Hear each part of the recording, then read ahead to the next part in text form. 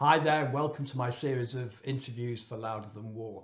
Today I've got an interview with Keith Dion, who's been representing the estates of Noel Redding and Mitch Mitchell from the Jimi Hendrix Experience to recover royalties owed to them since the late 60s, early 70s. It's an absolutely fascinating interview that delves right into copyright and how the musicians of the sort of 60s, late 60s and early 70s have been unfairly treated, as particularly in the era of streaming and downloads. Sit back, enjoy, and please subscribe below. It really helps. Thank you very much. Welcome, Keith Dion, to our Louder Than War interview. We're talking about the Jimi Hendrix case that's going through the courts at the moment. Noel Redding and Mitch Mitchell are fighting the old deal that they had with Jimmy during the 1960s. And you've been instrumental in bringing this to the fore, is that correct? Absolutely. And Louder Than War is like a great byline for all of this, okay? So, I bet. And, some of the press releases we've been getting are saying, this is where the old legacy analog world and the analog world musicians collides with digital technology and digital streaming, and how the music business has evolved over the last 50 plus years. And it's such a true identification. It really is a collision. And the major record companies and the digital streaming companies, they're going to have to deal with this. Yeah, because absolutely. This is not going away. No. Do you want to take me back to the original agreement between Jimmy and obviously Mitch Mitchell and Noel Redding, who were the Experienced, all three of them together, are obviously hugely influential. 1967, Jimmy comes over from America to England, befriends Eric Clapton. The band is put together. They set out some sort of agreement between them, because I believe that this is the basis of the court case now, that agreement still stands. Can you just take us through what that represents, how it looks, and also how in relation to ASCAP and over here PRS, how they differ, so how the royalties are split? Okay, here we go. So actually Jimmy was discovered in New York around August 1966 by the bassist of the Animals, Chas Chandler. Yeah. And his manager, Michael Jeffrey. So they flew Jimmy over in September of 1966. They very quickly got the band together. There's only one little piece of paper. You know how it is with really? Like, one little single. I got a little piece of paper, Nigel. What do you got? We would say on the back of a fag packet, meaning a cigarette packet, right? Yeah, why not? And it's just like there's one piece of paper signed by the two managers who were also the producers and the band members. Yeah. And guess what? Also, I want to correct you. We pulled the trigger on the lawsuit 4 years ago. It took 4 years to navigate through the British court systems. And, we're lucky. It could have taken, how these things are, it could have taken 8 years, So it took 4 years to reach fruition. And then we got the trial date on December 8th, and it lasted 10 days. So the trial is over. We're waiting for the verdict on a couple of weeks on February 16th. Yeah. But getting back to the agreement, this is the only agreement signed by all three of the band members, as well as the managers and producers, and it details the split. Jimmy gets 50%. Noel and Mitch got 25% each. Michael Jeffrey and Chas Chandler, they got their management and producers credits and royalties, legitimized by that document. Yeah. But by 1973, ownership of the copyrights was restored to the band members. Okay. So this is the only document that showcases that, or shows what the split of the band was. And can you just answer this question? Why did Chas Chandler go to Mike Jeffrey when he had purportedly mistreated the Animals? Why? Because obviously they all got together then, didn't they? And it doesn't make much sense, does it, from reading it coldly? Let me answer that after I've just finished this. Okay. The last point I was trying to make is guess what? Throughout the trial and throughout our legal research, we discovered, and it was almost pointed out to us by the court, that guess what? Based on that paperwork, the Jimi Hendrix Experience was a partnership. Yeah. And in the UK and in England, the only way that you can unwind or dissolve a partnership is in court. So halfway through the court proceedings, we're going, okay, this is a legal partnership. We've got a little piece of paper that says that. Show us the court hearing date and the documents that say this legal English partnership was unwound. Yeah. And guess what? That doesn't exist. So therefore, the partnership still exists. Therefore, the percentages due everybody is what they are per the original agreement. Does the piece of paper still exist? The yes. Original, yeah. Yes, yeah, it certainly does. And, that is the crux of the case. Yeah. And, this case, it's based on the documents. It's a document case. It isn't somebody getting on the witness stand and, putting their spin on it, even though I was one of the few witnesses that gave a witness testimony. But, Sony didn't have any witnesses. They're relying completely on the documents. Getting back to Mike Jeffrey, there's two reasons that Chas Chandler went along with Mike Jeffrey. Number one, he'd been a touring member of the Animals for what was it, 2 or 3 years. He was burned out from the road. All their money got ripped off too. So he was sick to death of the whole thing.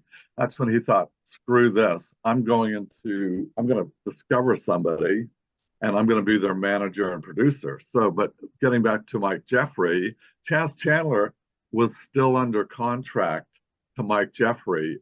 I haven't seen that Animals management agreement, but it would make sense that, hey, you're Chas Chandler, you're in the Animals, you signed a little piece of paper saying, I'm Mike Jeffrey, I'm your manager for 3 years or 5 years with an auto renewal or whatever it is. So part of the answer to your question is that Chas Chandler was still signed to Mike Jeffrey, and Mike Jeffrey. That makes sense. That makes sense. I've not read that anywhere, you see, but that makes perfect sense.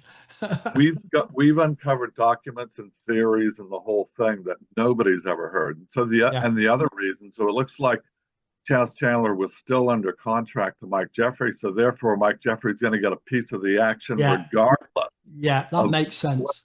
Whether he did anything or paid anything, he's going to get his piece of the action regardless. Yeah. And the other thing is, getting back to Chas Chandler being a poor, starving musician, despite selling millions of records, Mike Jeffrey had some money to get this thing off the ground, and Chas Chandler didn't. Yeah. So that's the answer to your question.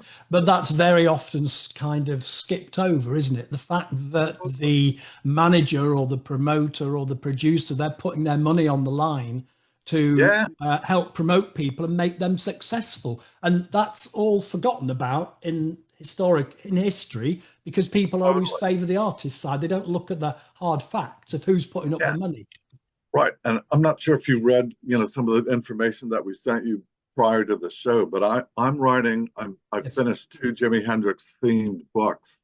One of them is centering on Mike Jeffrey himself, and it's called The Last Rays of the New Rising Sun, Mike Jeffrey and the Final Reckoning of the Jimi Hendrix Experience. That's a very elaborate and very long title there, Keith. It is. Have you heard of The First Rays of the New Rising Sun? That was the album. That was the double album that Jimmy was working on when he died. It was called The First Rays of the New Rising Sun. Okay. So my book is called The Last Rays of the New Rising Sun. Yeah. And based on years of research and years of me coming in contact with all sorts of documents, all sorts of unreleased information, this is going to be the final reckoning of the Jimi Hendrix Experience, with a nice big happy ending at the end of the book. I'd like to read that. Yeah. But just going back to the contract between the 3 guys, I believe that both Noel and Mitch signed away a large part or all of their royalties in '74, was it, for Noel Redding and Mitch? and again, this is a fallacy. This is like, Okay. oh, they signed away their rights. They don't own anything. That Didn't they Mitch get get like $250,000 or something? Mitch Two got quarters. about 250, Yeah. and Noel in the end got a bit between 150 and 200. To pay some Here, legal fees. yeah, here's the rub.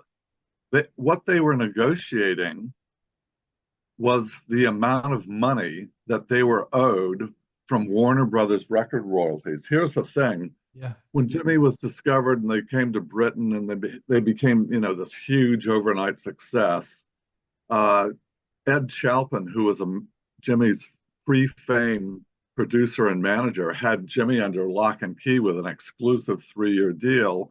And of course, once the band hits the stratosphere and are selling millions of records, Yeah. he comes out of the woodwork and he's got his little piece of paper.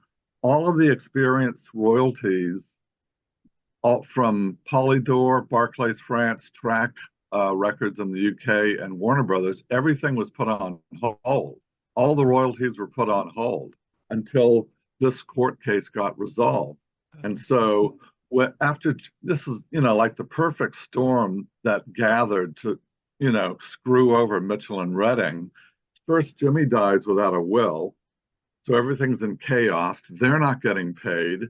The record companies and the lawyers representing the Hendrix estate, they are circling the wagons. They're not sharing any documents with Mitchell or Redding, and that's why they were forced into these really, really tiny settlement amounts. Like I said, about 150 for Noel, about 250 for Mitch, and they were forced into that. But getting down to the nitty gritty of the documents, all it was a settlement of what they were owed, based on the fact that all of their royalty, they hadn't seen any record royalties because everything was in escrow, pending this huge lawsuit with Ed Chalpin. So getting back to the document, there is no language in those documents that says we are transferring or selling our share in the name and likeness of the group, or are we sharing or selling or transferring or reassigning our ownership in the copyrights. I understand. And that would have taken a court case to decide it. And there wasn't a court case to break up the partnership to decide that. And therefore, what they took was basic payments to date or something like that, I guess. That's exactly what it was. It was what they call illegally. It was a backwards looking contract. In other words, it wasn't forever and ever and ever and what you may get. It was a settlement, not only for just the amounts that had been owed them, but it was also, there was no mention of transfer or selling or giving up their ownership in the copyright. And the other thing was, there was a really, I don't want to describe this guy too bad, but if there's a villain in the Jimi Hendrix story, it was, Leo Branton. He was the first Hendrix estate attorney. The agreements that Mitchell and Redding signed in 73 and 74, those are settlement agreements with Leo Branton personally. Okay. It was not with Alan Douglas or Experience Hendrix or any other entity in the future that may have had some share of the ownership. So it was exploit the use in perpetuity almost. And that's. But most importantly, there was no mention of transfer of ownership of the copyrights. And as we just discussed, there was never any evidence that the Jimi Hendrix Experience partnership was ever dissolved in the English court. But then it seems to me like a very clear-cut case that there was no transfer of ownership. Therefore, why did it need to go to court? Because those three, or the estates of those three, still own the copyright, and therefore it should be shared equitably going forward, 50, 25, 25, whatever it is. Why does it have to go to court? Here's the thing. Mitchell and Redding, they were suing everybody. Okay, they were suing obviously the Warner Brothers for one, the Jimi Hendrix estate for number two. Number three, they went after Mike Jeffrey. Okay, because Mike Jeffrey was the manager, and it's just so crazy. I was talking about a perfect storm earlier. So the perfect storm begins. Jimmy dies tragically without a will. The whole thing's in chaos. Who's going to have a will at 27 or whatever? It's like he's a kid. You're the biggest rock star on earth. I'm not going to die I'm No. going to do this for the next 30 years. Yeah. So he dies without a will. Everything descends into chaos. The way that the financial structures of the group was that all the money would go to Jimmy first, and then he would disperse it, Yeah. giving Chandler and Jeffrey their management and producers shares, and then the money would flow through him to Mitchell and Redding. So when Jimmy dies without a will, the gravy train stops Yeah. because all the Yeah. money's got to go to Jimmy first, and Jimmy's dead, for God's sake. Yeah. Yeah. I So understand there's that. that. But then you've got this alleged behavior that Jeffrey was milking all the, siphoning off the money. And I don't want to sort of get into any form of sort of, libel or anything, or slander or whatever, but there is this allegation that Mike was siphoning off the money from Hendrix's royalties. Let me tell you, I told you the name of my book, Mike Yeah. Jeffrey and the Final Reckoning of the Jimi Hendrix Experience. Before I delve more into Jeffrey's character and and dispel all the conspiracy theories.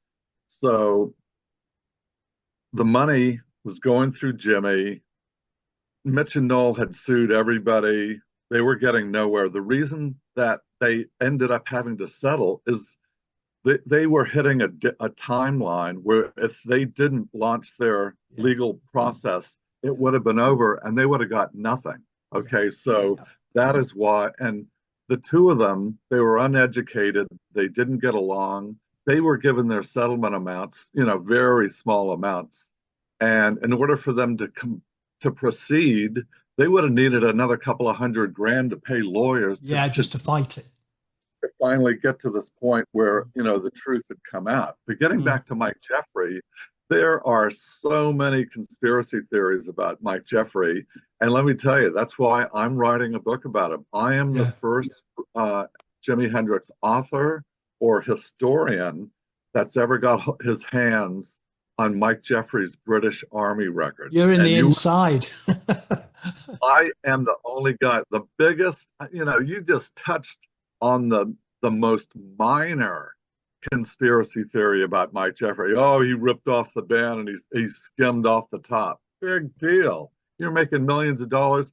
If he skimmed 10 grand here or 20 grand here, that's nothing, So getting back to that, it's like getting back to Mike Jeffrey, the most serious of the conspiracy theories about Mike Jeffrey, he was a high-ranking British Army COINTELPRO spy operative. He worked in intelligence, is that right?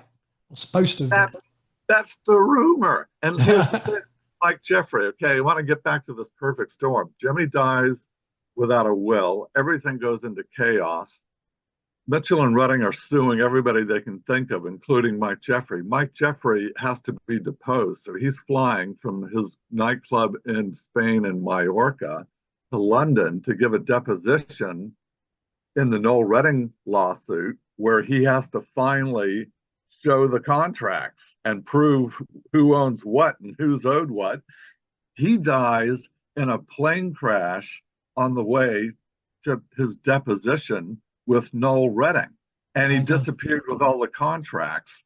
So here you go. This is what I'm talking about. This is a perfect storm. Yeah. So Mike Jeffrey died, and here's where the conspiracy theories go into overdrive.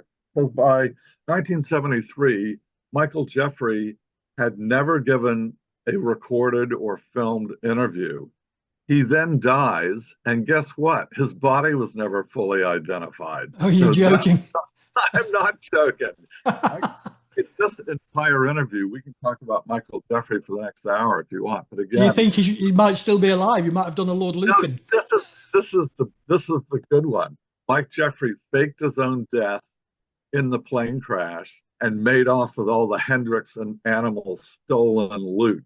Okay. Whoa. And so over the years, that's when the Mike Jeffrey, Jimi Hendrix conspiracy theories kick into overdrive. Since 1973, when he died, he was involved. He was a high-ranking British intelligence operative, and he worked for MI5, MI6, the CIA, the FBI, COINTELPRO. He had Jimmy kidnapped, and there's this waterboarding assassination hit that you'll hear that too. These people in these conspiracy theories, it's just over the top. It's Yeah. like, give me a break. It's like Mike Jeffrey, was going to be fired by Jimmy, and that's why he killed him for the insurance policy. Guess what? We've done all the research. Warner Brothers had the insurance policy out on Jimmy, not Mike Jeffrey. There's no proof whatsoever that Mike Jeffrey ever had any insurance policy put out on Jimmy. Furthermore, as far as people say, oh, Jimmy hated Mike Jeffrey and he didn't trust him and he was going to fire him and his contract, the management contract, was going to expire in December 1970. It's all complete fallacy. And this is what I'm outlining in my book. I'm dispelling and destroying every one of these conspiracy theories, and I'm fully exonerating Mike Jeffrey. Wow. Jimi Hendrix was the biggest rock star on earth when he died, and Mike Jeffrey put him there. Mike Jeffrey negotiated all the contracts, all the record contracts, all the publishing contracts, all of it. And guess what? He also, because his name was on all the contracts, Jimmy didn't sign any of the contracts. Everything went through Mike Jeffrey. So therefore, let's say the Warner Brothers contracts or the Polydor contract or the Track Records contract, once these things expired, they auto-renewed, and they had to go through Mike Jeffrey because Mike Jeffrey was the guy that executed them. Wow. And so it's the craziest story that you've ever heard. Why is his name just being dragged through the mud since the early 70s? Why? Because he's not there to defend himself, right? Exactly. To me, and this is how I exonerate him in my book, it's like he's the convenient dead guy. Yeah, the fall guy. It's his fault. Everything bad that ever happened to Jimi Hendrix, it's Mike Jeffrey's fault. He's not there to defend himself because he's dead, and he's never given a filmed or recorded interview. So he's like you say, he's the fall guy. We'll blame him for everything. But getting back to the auto renewals, even after he died, the auto renewal of all the record contracts had to go through his estate. Yeah. And after he died, there was his American probate or estate attorney was this guy, Maxwell Cohen, who was just some lawyer guy that was assigned by the New York court to oversee Mike Jeffrey's, estate and legacy in America. He was not in the music business. He was not in the entertainment business. He had no idea how any of this shit worked. And we've seen documents. Again, Leo Branton was the main Jimi Hendrix estate attorney all the way up until like 1979. They're still not even seeing any international record royalties or publishing royalties. It's the biggest crime scene you've ever heard in your life. And who were the descendants of Jimi Hendrix? Who? Oh my God.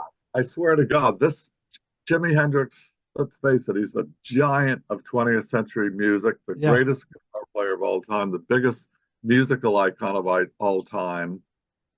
His entire career was a crime scene. From before he was discovered by Chandler and Jeffrey and brought to England and made into this big star. Yeah. All of it. What was your question again? What was that last question? Well, who were the beneficiaries of his estate?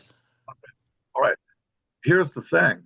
Jimmy had a son named Daniel Sundquist that was born in 1970, 6 months or so before Jimmy died. He was really Jimmy's legal heir. Wow. And he should have gotten everything. And I talked to you earlier about the estate attorneys and the record companies and the managers and the producers circling the wagons. They cut Daniel Sundquist out. They shut him up good for whatever reason, because he lived in Sweden, and maybe it had to do with, jurisdiction. Was he his recognized son? Because I've not heard of him. Oh, he have I just missed something out of the story? To this, they avoided this guy. I don't know how they put him off for so long. By around 1995, he was finally recognized as Jimi Hendrix's legal heir or son. Wow, and they gave him $1 million to piss off. That's it. 35 years later, was 70, 80, 89, no, 25 years later, he's given $1 million to piss off when in fact he should have owned the Everything. $150 million Jimi Hendrix estate. So Yeah. that's Yeah. one part of the crime scene. First off, they defraud Daniel Sundquist as Jimmy's heir. The first thing, and I've seen, you wouldn't believe that Jimi Hendrix estate, the first probate accounting of Jimmy's estate, which was made by his legal team in New York in February 1971. All of the more of the conspiracy theories. Jimmy died broke. He only had $20,000 in the bank account when he died. That's proof that Mike Jeffrey ripped him off. It's all bollocks. I've seen the accounting, the final probate. The money was pouring in. Yeah. He was making like over $100,000 a quarter. Wow. Just on the wood from Atlantic Records, just for having two songs on the Woodstock album and movie. Of course, yeah.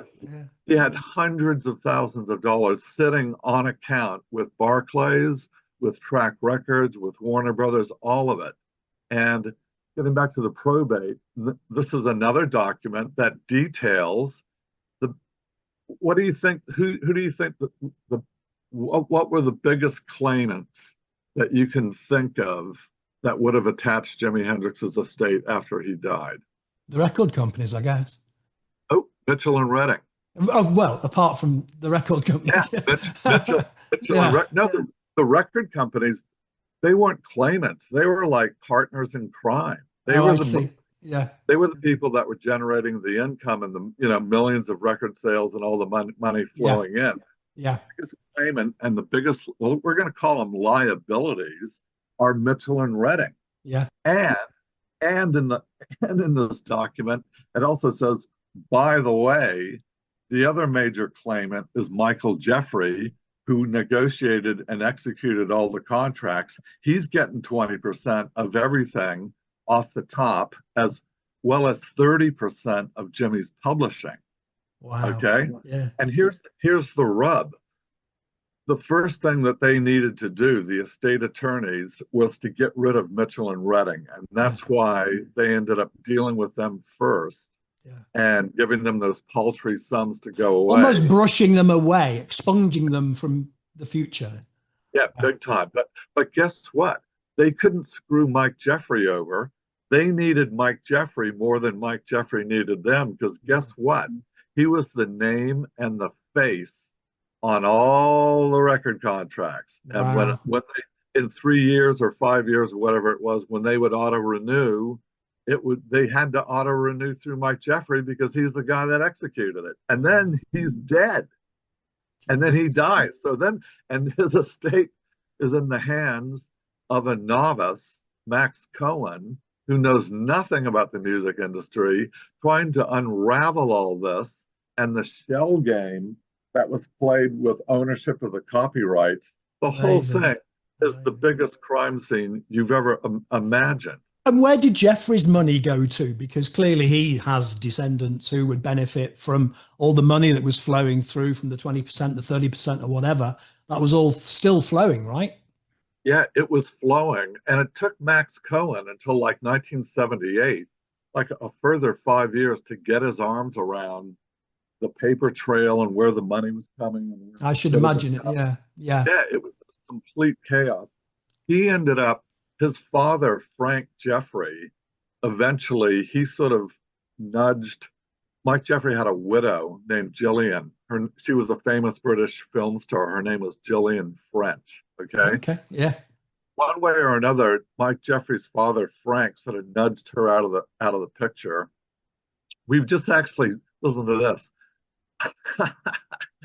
This Mike Jeffrey book is just going to be like the best book anybody's ever read. We've just, in the last couple of weeks, we've tracked down Gillian French. Wow. And we're going to get an interview with her for the book, and plus her inside scoop on how all this works. But Mike Jeffrey, further conspiracy theories about Mike Jeffrey. In 1981, his father, Frank Jeffrey, had Mike Jeffrey's decapitated remains cremated and scattered to the winds for reasons that nobody will ever know. This is Because now another conspiracy theory, right? it is Yeah. another conspiracy theory regarding Mike Jeffrey. Why in 1981 would you have the decapitated remains of Jimi Hendrix's manager cremated and scattered to the winds? But he's That's been a, painted as the devil by right. someone. But someone Everybody, must be the instigator. Somebody every, must be the main force. everybody, everybody. Tell you Yeah. what, when we've done this, you do a Google search, Mike Jeffrey, Jimi Hendrix conspiracy Oh well, theories. I've looked at some of them. Yeah. Yeah. It's like the big one that are big. All of it really starts with his British Army records. That he was a high-ranking, British intelligence agent, and he had Jimi Hendrix kidnapped and Well, he was murdered. certainly intelligent. Oh yeah, faked his own death and Yeah. rode off the sunset with all the stolen What money. about Jimmy's body not having any evidence of alcohol in? And No, you know what? A good. I'm not going to name any names, but there is going to be what is hopefully going to be the definitive account of Jimmy's death, and it's going to be coming out, I think, by the end of March. wow. Okay, and it's written by a British guy. I can't say anything more than that, but I've been talking to him, and he apparently has gotten all of the documents and all the timeline right. That we could spend this in a 2 hour interview just talking Yeah. about Jimi Hendrix's death and the No, conspiracy. I know, but it's Uh, all seems to be, a lot of it's made up, right? Most of it appears it's to have been all made up. it's all a bunch of bollocks. And again, all of it, the genesis of all these Mike Jeffrey conspiracy theories goes to his British Army service and his being a high-ranking British intelligence agent. Yeah, It's yeah, complete bollocks. I've got the British Army records. He entered the British Army in 1951 as a private. yeah. 5 years later, he leaves as a private. Every day of every year in his British Army service is accounted for. There's no redactions. Yeah. There's no missing pages. There's not one mention of MI5, British intelligence, Right, anything. It's right. all a bunch of bollocks. And we've gone over the reason why. He never gave a filmed or recorded interview. He died in a plane crash, and they never identified his body, and all the contracts and all the paperwork disappeared with him, and it's his fault. Everything bad that ever happened to Jimi Hendrix, Yeah. it's his fault. When in fact, he's the guy that turned Jimi Hendrix into the greatest, Yeah, biggest yeah. star. I mean, a few people have died in plane crashes. Glenn Miller and Buddy Holly. Yeah, Their yeah. bodies were never recovered. It does happen. Can we just wind back a little bit to Mitch Mitchell and Noel Redding? And did they Sure. actually did they die in poverty? How did they live They did. between 1973 or 4 when they got those settlements up to their deaths, 25, 30 years later? How did Well, they live? How did they make any money? And did they die in poverty? Is that they right? did die. They, especially Mitch Mitchell, they Yeah. died in poverty, and It's so sad, Noel, right? it's terrible. And Mm. let me tell you, Noel made out a little bit more better than Mitch because he bought a house with his settlement. He bought a big house in rural Ireland in Clonakilty. So at least he had his house, right? Mitch Mitchell didn't buy a house, or if he did, he sold it. And he had a pretty nomadic existence of roaming from one country to the other. They both died of alcohol related issues. And think about it, Nigel. You're in this iconic band that sold 100 million records. Every year, there's new studio compilations Oh, or live albums coming yeah, out every yeah. year that sells millions of copies. It's got your name and your photo and your performances on it, and they sell millions of copies, and you get nothing. You'd get a drink, wouldn't you? Jeez. And you get nothing. Yeah, Give yeah. me a break. That's awful. I, Why do you think? Because Mitch Mitchell, for me, possibly the best drummer of that time, Yep, if not since him and maybe yep, Ginger yep. Baker. The technical skill, the jazz Oh, drumming, the way he could flicker, he was unbelievable. Why do you yeah, think he didn't go on to join another band? I mean, Noel Redding went on to Fat Mattress, I believe, and then but that didn't really do anything. right. So why didn't they jointly do something else or go in different directions and join, other bands like, like Clapton did after Cream, Yeah. You know what? I always thought, especially as a kid, growing up, it's like, why didn't they, like you said, why didn't they join forces? They could have been a killer rhythm section for hire. Yeah. But Or for form a one thing, blind faith type thing, and then go yeah, off and doing, yeah. And I also always thought, when Keith Moon died or John Bonham died, they could have hired Mitch Mitchell. It would have been the shit. absolutely. It Yeah. would have Yeah. been great. Yeah. And but for one thing, both of them were pretty uneducated. They were both, I believe, they were high school dropouts. And hey, it's okay to drop out of high school when you're 20 years old, you're touring the world Yeah. with Jimi Hendrix. That's Yeah. okay. You Yeah. don't. Yeah. Yeah. There's no better reason, right? Yeah, so they were uneducated. They didn't, and also they didn't get along. They didn't get along Between at all themselves. Yeah. between themselves. And Yeah. there's a couple of things that went down between them that I can't really share, but they know, refused to ever work with him again based on some personal stuff and just, Yeah. ugly music business crap. Yeah. But and Noel did better. A lot of people belittle Noel's contributions and his musicianship, and that's another thing that I'm going to expand on in my book. But you've played with Noel Redding, and you must understand because you've Yeah, been in bands, right? You must yeah, know that a bass player's job, particularly somebody who's playing with Jimi Hendrix, is to follow the man. And that must be the most yeah, difficult job to do. They both had to follow Jimi Hendrix. They weren't all 4/4 time all the way through. Jimmy was yeah, flying through all sorts of jazz stuff and yeah, interpretations. Those two guys were like playing in a jazz band, following yeah. each other. It's like free flowing jazz, right? That's No, it is. skill. That's No, skill. and getting back to what you said about Mitch Mitchell, I have a Yeah. lot of musician friends, and I know, some really pretty highly regarded drummer. My friend Prairie Prince, founding member of the Tubes, Yeah. and he's been Todd Rundgren's drummer for the last 40 years. He's in one of my bands, my current band, the Great American Robber Bands. Who's his favorite drummer? Mitch Mitchell. Yeah. All of my friends who are drummer, who's your favorite drummer? Mitch Mitchell. He's Yeah. definitely like Yeah. one of the top three of all time. But 100%. getting back to Noel, all right, so Mitch Mitchell is this virtuoso, right? As you said, he's like, almost like the first true jazz rock fusion drummer. Yeah. You got him and you got Jimi Hendrix soloing it Yeah. all at the same time. It was Noel's job to play the song and keep it together Yeah. and, to play the Yeah. song. So let's just, as an analogy, let's just say if somebody like Jaco Pastorius had been the bass player in the Experience, it would have been shambles. Yeah. You can't have three guys overplaying and soloing all at the same time. It just becomes this Well, thing. there's respect, isn't there, between the three Yeah. to Well, it see was where the Noel's, space is. yeah, and it was Noel's job to keep it together and to play the song. And all these people that denigrate his ability. Sure, he wasn't a jazz virtuoso like Jimmy or Mm. Mitch, but he didn't need to be. He No. needed to be the guy that kept the whole thing together. And getting back, Bedrock. Yeah. yeah, to Noel's post career after Jimi Hendrix died, Fat Mattress had been formed in '68.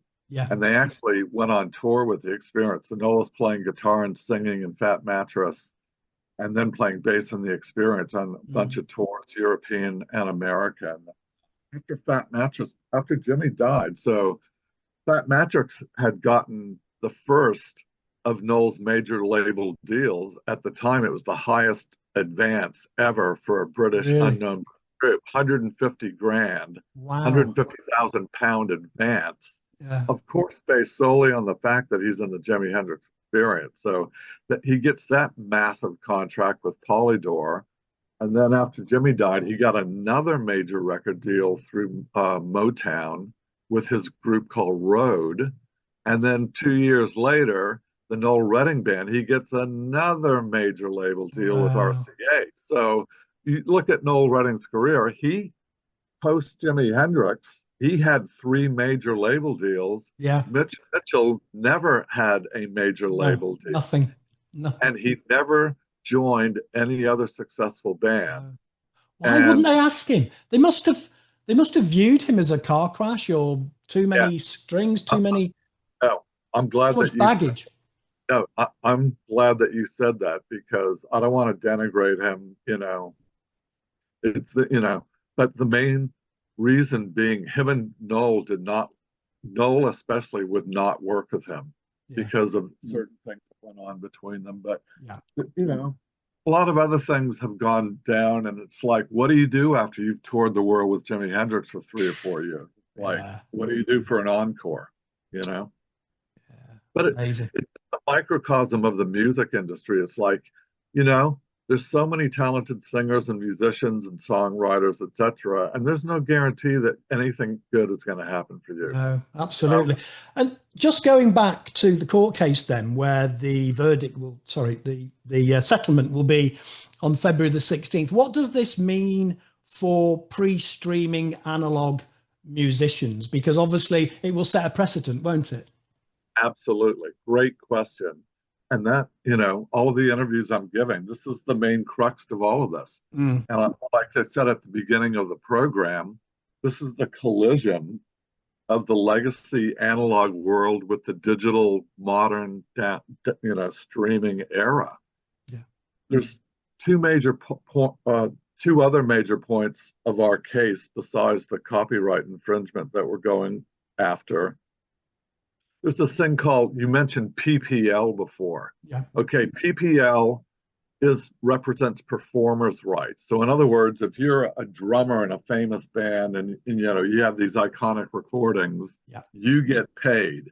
It's not like a BMI or an ASCAP where only the songwriters get paid. Yeah. This is PRS for songwriters in UK. yeah. And so PPL is performers' rights. And guess what? That only came into effect in 1989 in Oh, I law. didn't know that. Right. Okay. Now you know. See, the Yeah. more Yeah. that I tell you, you're going to understand it. Yeah.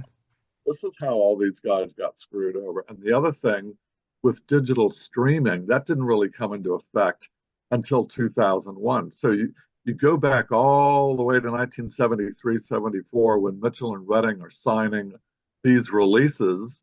There's no mention of performers' rights. No. There's no mention of digital streaming. What No. the hell is that? Digital No. what? Streaming what? So the What's only way they can get paid is this piece of paper. right? Not, and that's one way of looking at it. But the bottom line being, in 1973, you can't sign away legally your rights to something that didn't exist. No. And so, No. as far as the precedent, again, fingers crossed that we're going to get a positive outcome with the verdict being read.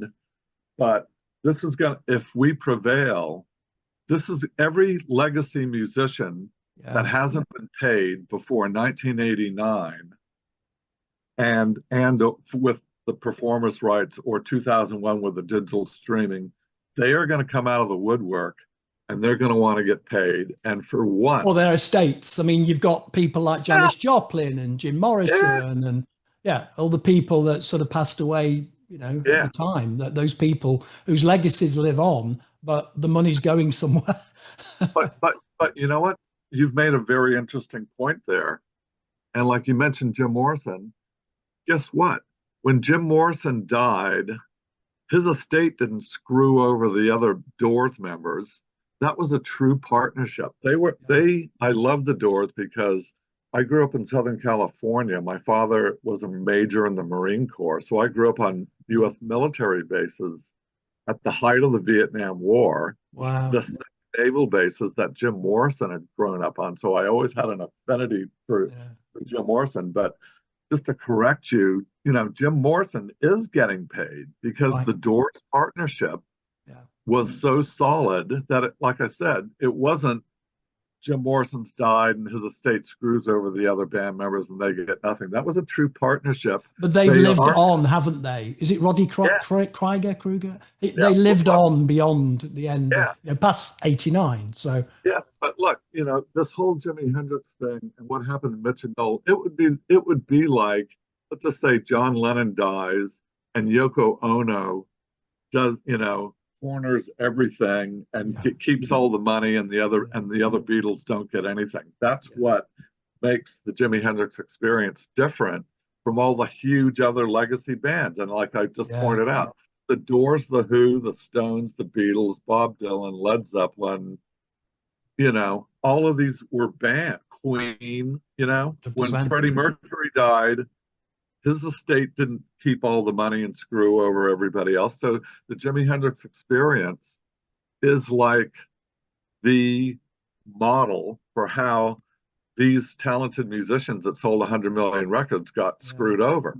And yeah, they're the only one. If you, like I said, anybody's list of the top 10 bands of all time, the 10 most iconic, catalogs of all time, of course, Jimi Hendrix is in there. yeah, And it's the only case where the band members got nothing. yeah. It's outrageous, isn't it? It's totally It is. outrageous. And I Yeah, tell you, for us to be, starting this lawsuit and shedding, bringing light on the subject of how some legacy musicians aren't getting their performers' rights or their digital streaming rights, we couldn't start this, with a better iconic catalog because yeah, let's just say, the Guess Who or Steely Dan, yeah, bands like that in the late 60s, early 70s, they were huge bands. They had huge hits. They sold yeah, millions of records. yeah, But guess what? Every year that goes by, I guarantee their catalog sells less because the kids growing up listening to music, they're not buying Guess Who records. They're not buying Steely Dan records. But I tell you what, even 50 years from now, every 12-year-old kid that picks up an electric guitar is going to buy the Jimi Hendrix record. So yeah. that catalog is so For sure, iconic and so for sure. solid. I think the kids are listening a lot more to heritage music because of programs like Stranger Things. They reach back and buy Prince and Kate Bush. Yeah. My own kids and grandkids, they listen to old rock stuff, Metallica, whatever. And of course, Fleetwood Mac is never out of the charts, the best of Fleetwood Mac. So certain legacy artists do sell more and more and more as they go through. ABBA's greatest hits has never left the UK charts. The Dark Side of the Moon has never left the UK charts. They do persist and they go on and they find their way also in old formats. Now CDs are selling more. We know about the vinyl revolution, all coming Oh back. yeah. So I do think that you'll see a plateauing and then a rise, and those legacy artists sort of sell more and more. But not a lot. Not a lot of them. Not No, all of them. it's That's the problem. concentrated into a few. Yeah, Yeah, yeah, yeah. yeah, The big iconic bands, Queen, ABBA, yeah. whether you like their music or Bob not, or Marley. Fleetwood. Yeah, yeah, Yeah, yeah, yeah, yeah, yeah. So, there's a list of truly iconic artists whose catalogs are always robust and they'll never go out of print, blah, blah, yeah, blah. But what I'm saying is that if we had led with a less iconic catalog, I think the defendants, I'm just calling them the defendants, would have given us a couple of $1 million to go away, and that yeah, would have yeah. I been understand that. I understand something that. as iconic as the Jimi Hendrix catalog. You Yeah, can't ignore that. It's just too big. It's too iconic, yeah, and it's totally. just such a robust catalog that Yeah, So it's a blessing for us to be able to do this. When we started this lawsuit, we knew that it was going to be really big because obviously it encompasses the iconic catalog and the Hendrix copyrights, and we knew it had the potential for being a precedent-making case. But I tell you what, that is surging ahead and is going to be the main focus of the media yeah. and the music industry. The Amazing. defendants the defendants even went on the record saying that if the claimants prevail, this will be the end of the music business as we know it, and it's going to sow chaos and disorder across the world. And you know Wow, what? wow. when that press release went out, all my musician friends in San Francisco were going, right on, Yay! get up, Keith. Hell yeah, Let's do it. Let's do fuck it. the man. And again, Yeah, I'm still a working musician, singer, songwriter, record producer. The name of my yeah. band, Author. Yeah, yeah, and a published author, yeah. award-winning filmmaker. But the name of my band, and what better person to take on and to take down the music industry? I'm the leader of the Great American Robber Barons. That's the name of my band. So I specialize in fuck the man songs. I've got a Well, bunch. I love it. I've got. I'm not sure. F the man. Yeah. A couple of F, questions, Keith. Why did you get involved? Was it because you'd been touring with Noel Redding and you felt yeah. that they'd been hard done by? Was it the closeness that you were to the members that gave you It, the impetus to go for it? it was everything. It was Mm. everything. Okay, let me. I'm going to go back. When I was 10 years old, I told you I was living in American military bases at the height of the Yeah. Vietnam War. Yeah. Yeah. I see my first picture of Jimi Hendrix, and I go, I don't know what that guy does. I want to be that guy. I want to be that guy. This guy's the coolest Especially guy the there. military jacket he used to wear with the fur collar, Yeah, right? all of it. Yeah. So good. And when I'm 10 years old, I'm going, I want to be that guy. I want to be Yeah. a musician. I want to be a professional musician. Fast forward 25 years, I'm touring the West Coast of America with Noel Redding. So how Fab. did this happen? Amazing. And now 20 years later, I formed a company that includes and encompasses Noel Redding's estate and Mitch Mitchell's estate. And we are in a showdown over the ownership, 50% ownership of the entire Hendrix catalog and the copyrights. Amazing. How did that happen? Yeah. How did that happen? That's And called life, finding a path, Keith. That's what that is. It is. But getting back to what you're saying, as I was developing as a professional musician, because I was so enamored by Jimi Hendrix, I became a very big Jimi Hendrix collector and historian. And I've been hired as a consultant on a number of documentaries and films and radio programs, and especially by authors. I've helped, some pretty good authors as a consultant, setting up interviews and stuff. So I knew the story back to front, all this detail that I'm giving you about how the contracts were written and how the Redding and Mitchell got ripped off and all the rest of it.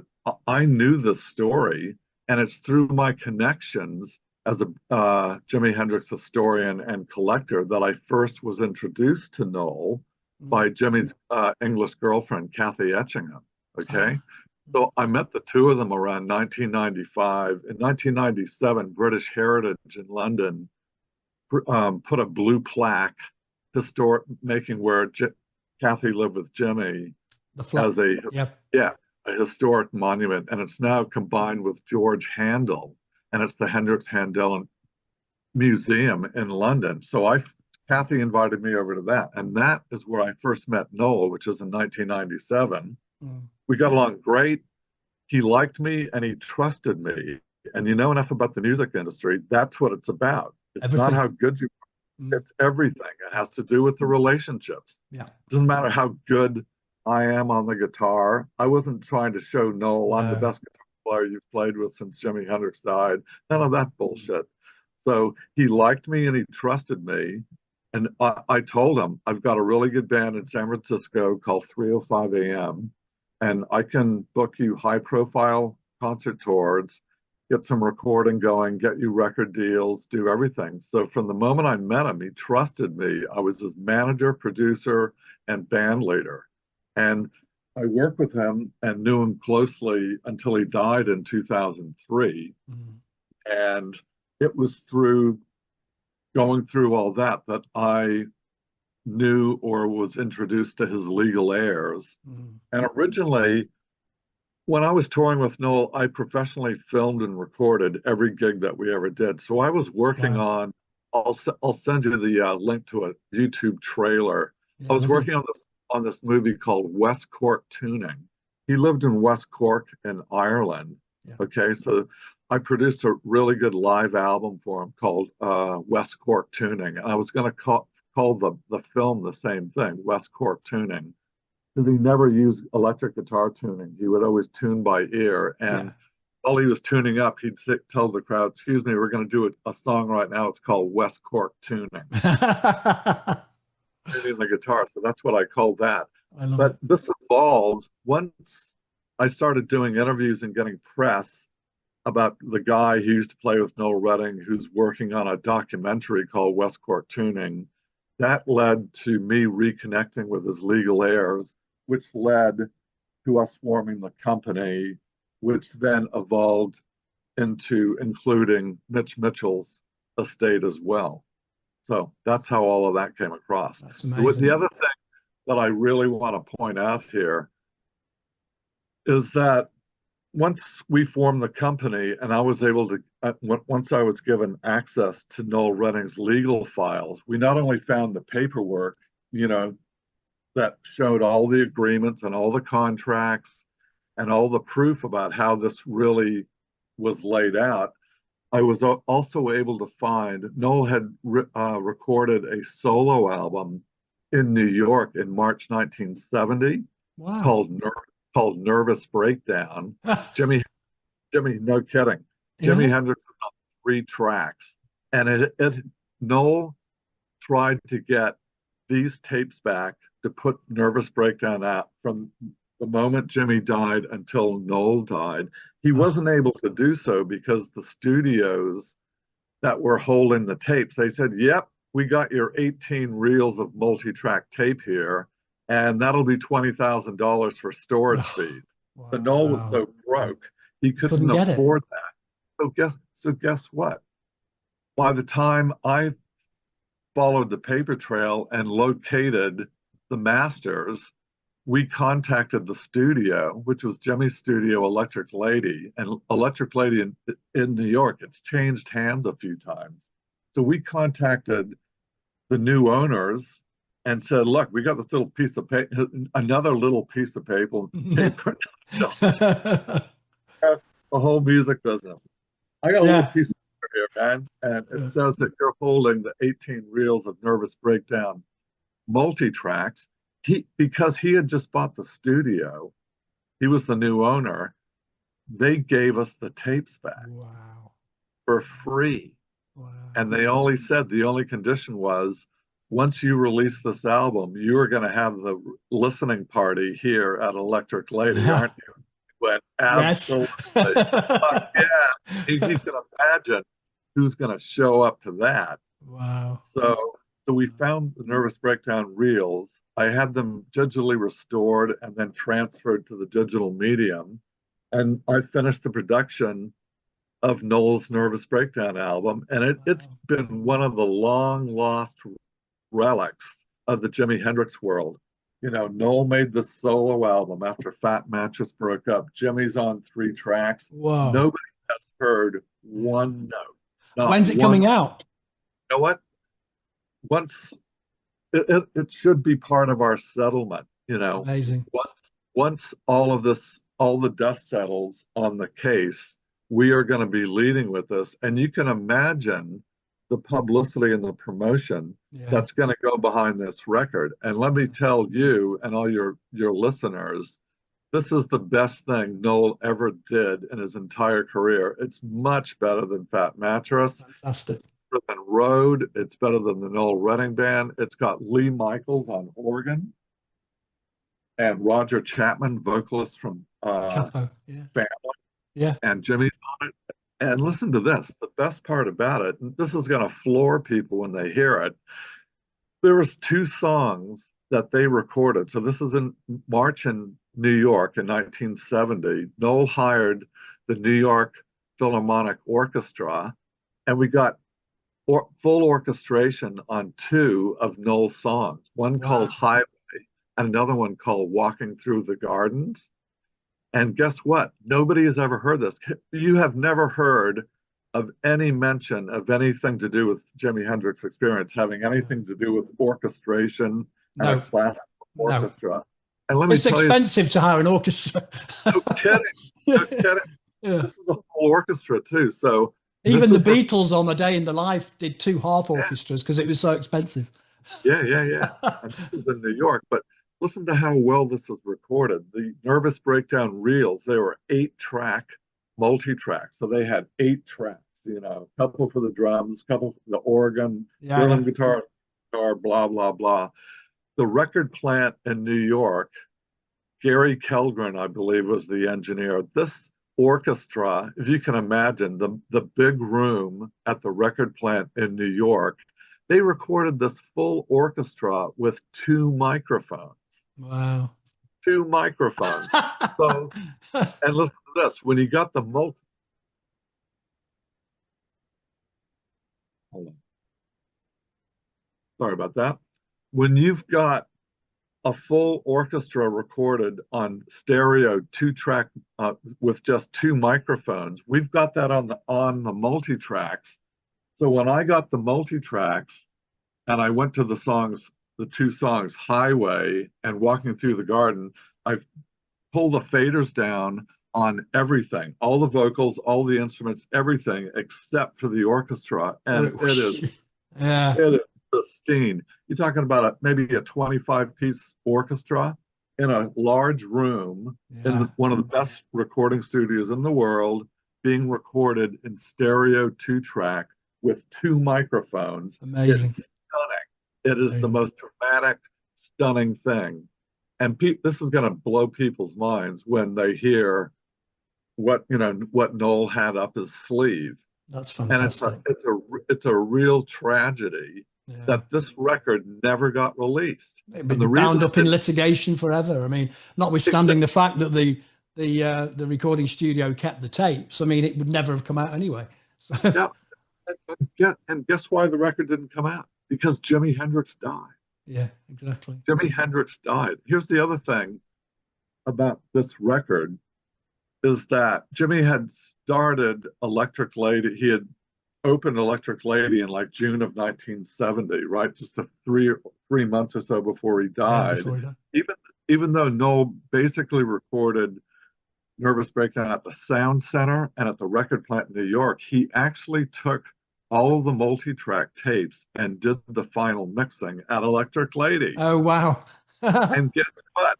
That makes Nervous Breakdown the first album to ever be completed at Electric Lady Studios. Yeah. And I've had arguments with people over this point before, people that I won't even name, but we've got the invoices from Electric Lady, and it says final mixdown, Nervous Breakdown, Noel Redding, $1,200 or whatever the fee is. Yeah.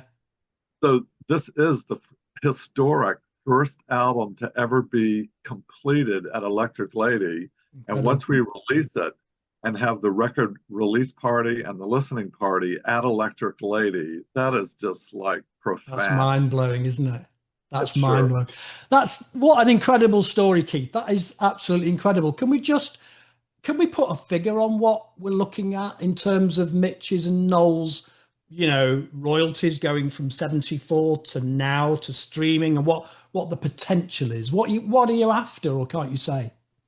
You know what? I can't really say a figure, but but again, fingers crossed. We are quietly optimistic that we are going to get a very favorable ruling as far as the verdict goes. And we've gone over this before. You never want to say anything certain, especially in the music business, but it does look, if we win on the performers' rights and the digital streaming rights, guess what that means?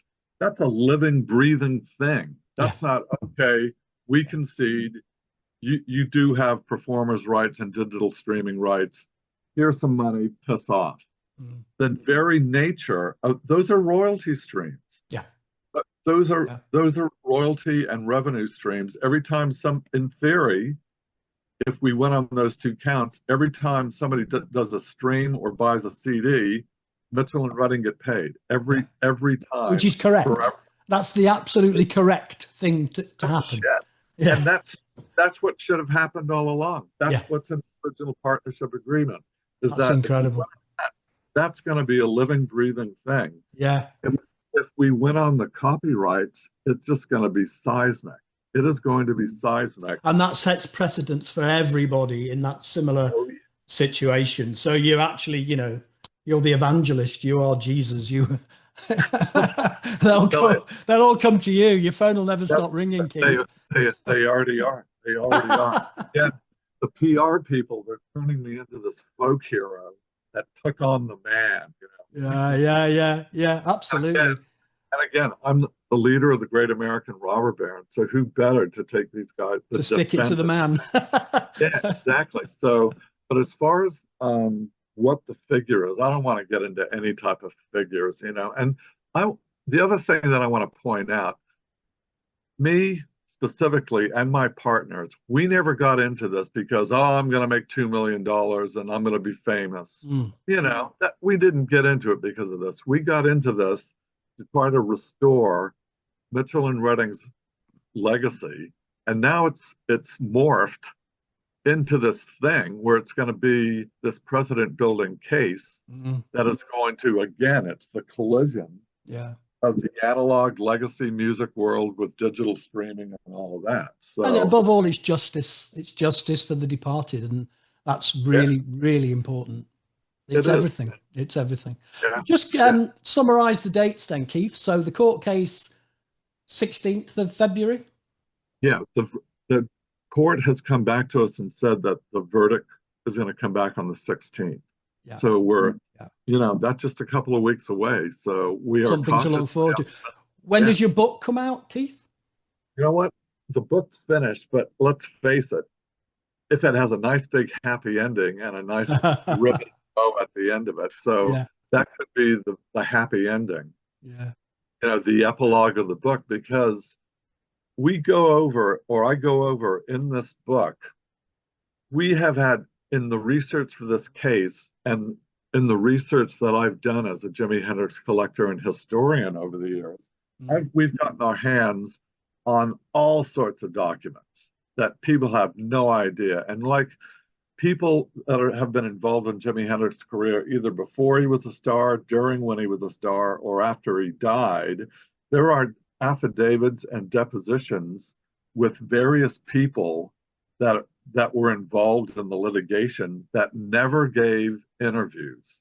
Yeah. And guess what? When you're in court, you're sat down talking on the record, giving a deposition or an affidavit, that's like an interview. It's like I'm asking you specifically about A, B, and C, and you got to give an answer to it. So we've gained access to so many documents. Again, Jimmy's entire career is the only thing it is a crime scene from before he was famous, obviously up until this day. Yeah. Otherwise, there wouldn't be this massive court case that's gone on. And we all, again, we're cautiously optimistic. We think that how on earth could we have gotten this far without a positive outcome? So we're cautiously optimistic. Fingers crossed for you. Fingers crossed for you. Yeah, really. Fingers crossed. Amazing. What an amazing story. That's amazing. Thank you so much for agreeing to be interviewed, Keith. It's been absolutely incredible, so revealing, when you really dig in to the history of everything. And the thing is that Jimi Hendrix's legacy will never go away. It will always persist in perpetuity. He will be the Beethoven, the Brahms, the Liszt of, in 100, 200 years time, people will still be listening to Hey Joe and, all along the Watchtower. Okay. Yeah. That's what I said earlier. 50 years from now, a 12-year-old kid picking up an electric guitar is going to buy these records forever and ever. And that's how it goes. So tell you what, you've got my email address, I believe. Yeah. Why don't you send me a message and I'll respond and I'll give you more I'll give you like synopsis of the books and some more information that I'm sure that you'll find. We can arrange to cover the book as well. But and Nervous Breakdown when that gets released. We've got my publicist has got events planned based on the release of the books. Yeah. And so it's detailing all of this. And again, this is going to be the exoneration of Michael Jeffrey. I'm going to put all of the Hendrix Jeffrey conspiracy theorists out of business once they read this book, because it's the truth. The documents speak for themselves. Right, fantastic. Nigel? Thank you so much, Keith. That was amazing. Thanks for being interviewed for Louder Than War. That's absolutely wonderful. Thank you so much.